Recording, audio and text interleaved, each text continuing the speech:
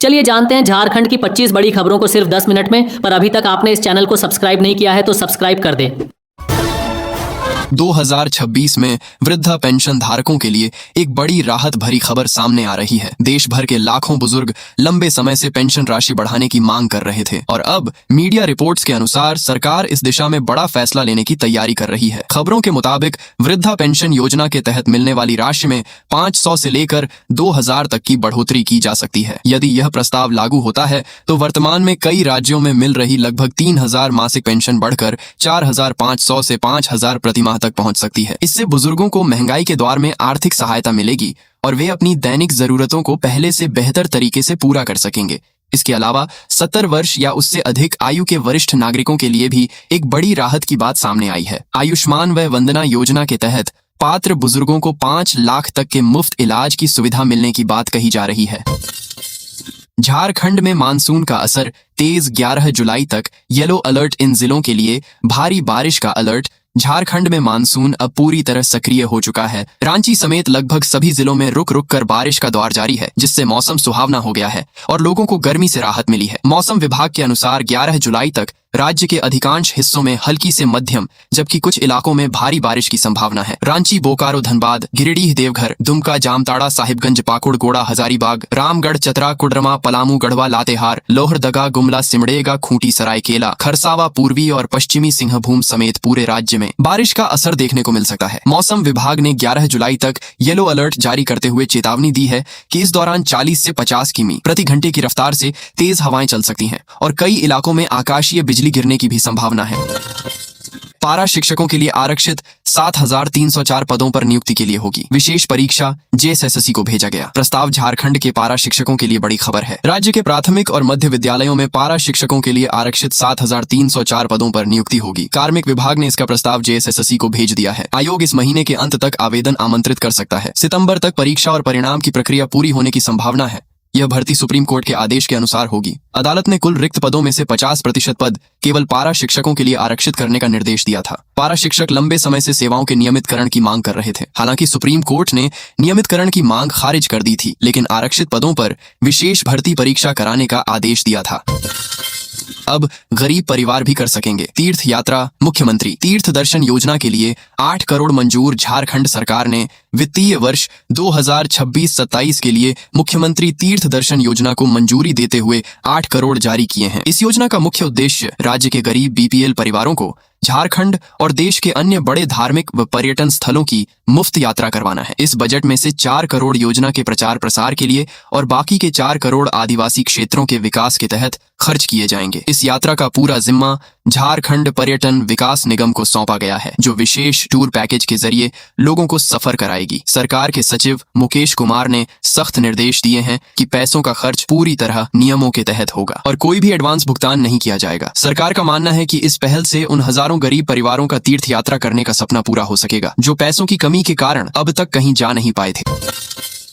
AI और innovation से बदलेगा। झारखंड युवाओं के रोजगार पर सीएम हेमंत सोरेन का बड़ा विजन। नई दिल्ली में आयोजित 2 दिवसीय नेशनल स्टेक होल्डर्स कंसल्टेशन के पहले दिन बुधवार को मुख्यमंत्री हेमंत सोरेन ने कहा है कि झारखंड को अब केवल खनिज संपदा और खनन के लिए नहीं, बल्कि ज्ञान अनुसंधान, नवाचार और आर्टिफिशियल इंटेलिजेंस AI जैसी आधुनिक तकनीकों के लिए भी पहचाना जाना चाहिए। उन्होंने कहा है कि राज्य का लक्ष्य केवल विकास करना नहीं, बल्कि रोजगार आधारित, समावेशी, व्यापक और सतत विकास को आगे बढ़ाना है।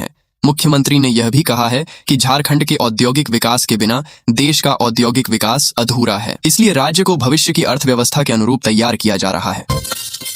विवादों के बीच जेपीएसएससी ने बदली मुख्य परीक्षा 2025 की तारीखें। अब इस तिथि को होगी परीक्षा। झारखंड लोक सेवा आयोग ने अभ्यर्थियों की सुविधा के लिए संयुक्त असैनिक सेवा मुख्य परीक्षा 2025 की तारीखें बदल दी हैं। पहले यह परीक्षा 18 से 20 जुलाई तक होने वाली थी, लेकिन अब 21, 22 और 23 जुलाई 2026 को आयोजित की जाएगी। आयोग ने यह फैसला इसलिए लिया क्योंकि पुरानी तारीखें झारखंड कर्मचारी चयन आयोग की परीक्षा से टकरा रही थीं, जिससे दोनों परीक्षाओं के फॉर्म भरने वाले उम्मीदवारों को परेशानी हो रही थी। अब इस मुख्य परीक्षा में करीब 204 अभ्यर्थी शामिल होंगे। इसके साथ ही बैकलॉग परीक्षाओं की तारीखें भी तय कर दी गई हैं। संयुक्त असैनिक सेवा मुख्य बैकलॉग परीक्षा 2023 का आयोजन 25, 26 और 27 जुलाई को होगा।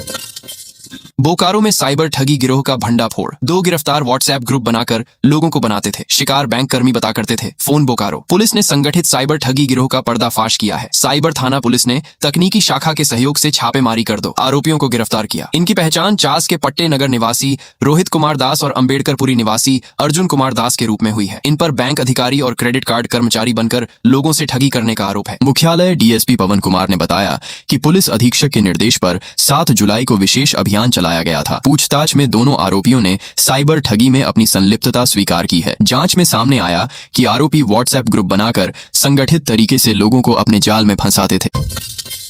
गोड्डा में दिन दहाड़े ज्वेलर्स से लूट फायरिंग कर लाखों के जेवर लेकर फरार हुए। बदमाश गुड्डा शहर के व्यस्त कारगिल चौक के पास बुधवार को दिन दहाड़े हुई लूट और फायरिंग की घटना से इलाके में सनसनी फैल गई। नगर थाना से कुछ ही दूरी पर स्थित बंगाल ज्वेलर समेत 3 हथियारबंद बदमाश घुस गए। अपराधियों ने फायरिंग कर दहशत फैलाई और लाखों रुपए के सोने चांदी के जेवर लूटकर कुछ ही मिनटों में फरार हो गए। घटना के बाद बाजार में अफरा तफरी मच गई और लोग जान बचाने के लिए इधर उधर भागने लगे। घटना की सूचना मिलते ही पुलिस मौके पर पहुंची और पूरे इलाके की घेराबंदी कर जांच शुरू कर दी। पुलिस आसपास लगे सीसीटीवी कैमरों की फुटेज खंगाल रही है और बदमाशों की गिरफ्तारी के लिए विशेष टीम बनाकर संभावित ठिकानों पर छापेमारी कर रही है। सरकारी अस्पतालों में एंटी रैबिट वैक्सीन की कमी नहीं होगी। एनएचएम ने 3 महीने का बफर स्टॉक रखने का दिया निर्देश। झारखंड के सरकारी अस्पतालों में कुत्ता या अन्य जानवरों के काटने के बाद दी जाने वाली एंटी रैबिट वैक्सीन की कमी नहीं होने देने के लिए राष्ट्रीय स्वास्थ्य मिशन ने सभी जिलों को सख्त निर्देश जारी किए हैं। अस्पतालों को अपनी मासिक खपत के अनुसार कम से कम 3 महीने का एडवांस बफर स्टॉक सुरक्षित रखने को कहा गया है। साथ ही वैक्सीन का स्टॉक कम होते ही संबंधित जिले के सिविल सर्जन को बिना देरी नई खरीद की प्रक्रिया शुरू करने का निर्देश दिया गया है ताकि मरीजों को समय पर इलाज मिल सके। एनएचएम के अभियान निदेशक शशि प्रकाश झा की अध्यक्षता में हुई बैठक में रैबिज नियंत्रण और आवारा कुत्तों की बढ़ती संख्या पर भी चर्चा की गई। बैठक में स्वास्थ्य विभाग के साथ पशुपालन, नगर निगम, वन विभाग और पंचायती राज विभाग के अधिकारी शामिल हुए।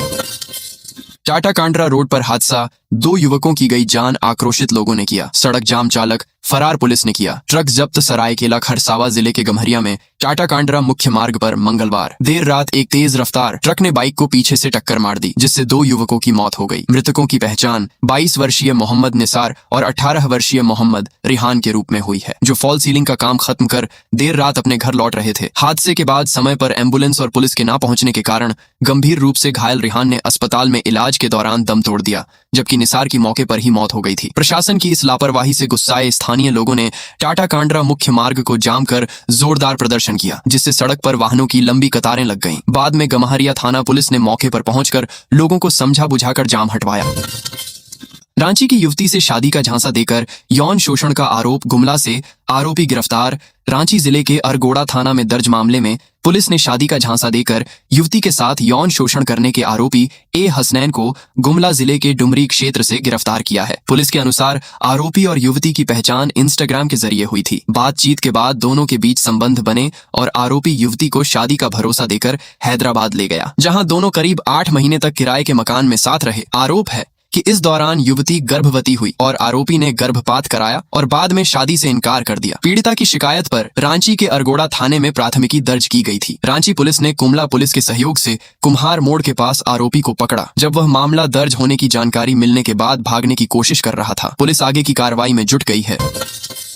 रांची में रथ यात्रा का